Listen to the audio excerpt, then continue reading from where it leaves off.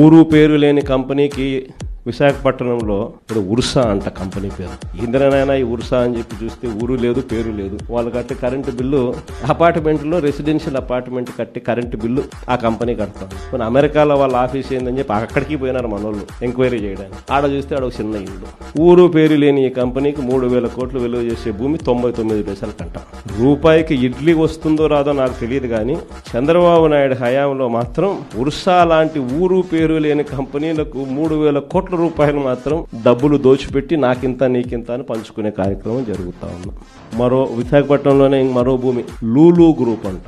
లూలు గ్రూపులకు లిల్లీ గ్రూపులకు 1,500 కోట్లు 2,000 కోట్ల రూపాయలు విలువ చేసే భూములను టెండర్లు లేదు, మన్ను లేదు, పాడు లేదు, ఊరికి అని ఆయనకు నచ్చింది ఇచ్చేసి నాకింత నీకింత అని పంచుకుంటా ఉన్నారు. అమరావతిలో 2018లో ఇవే టెండర్లను పిలిచినప్పుడు చంద్రబాబు నాయుడు హయాంలో 5 ఏళ్ల కిందట వీటి విలువ 36,000 కోట్లు. అప్పట్లో సిమెంట్ రేటు, అప్పట్లో స్టీల్ రేటు ఇప్పటికన్నా అప్పుడే ఎక్కువ.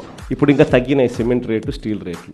అయినా కూడా ఆ 36,000 కోట్ల విలువ ఈరోజు 78,000 కోట్లకు పెంచేసి టెండర్లు వాళ్ళకు సంబంధించిన వాళ్ళకి మాత్రమే రింగ్ ఫామ్ చేసి వాళ్ళ కాంట్రాక్టర్లకు మాత్రమే ఇచ్చుకుంటున్నారు. అంతేకాదు ఇంతకుముందు మొబిలైజేషన్ అడ్వాన్స్ లేదు. పని చేస్తేనే ఎవడైనా గవర్నమెంట్ డబ్బిచ్చేది. ఈయన వచ్చినాక మొబిలైజేషన్ అడ్వాన్స్ అని కొత్తగా మొదలు పెట్టాడు ఇయడం. అంటే 10% మొబిలైజేషన్ అడ్వాన్స్ ముందే ఇచ్చేస్తాడు, వాళ్ళ దగ్గర నుంచి 8% ఈయన తీసుకుంటాడు.